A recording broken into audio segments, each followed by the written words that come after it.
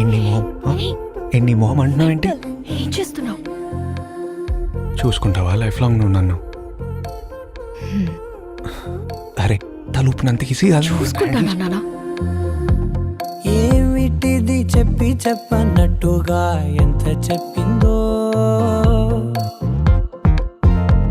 సూచనలు ఇచ్చి ఇవ్వనట్టుగా ఎన్నెన్నిచ్చిందో,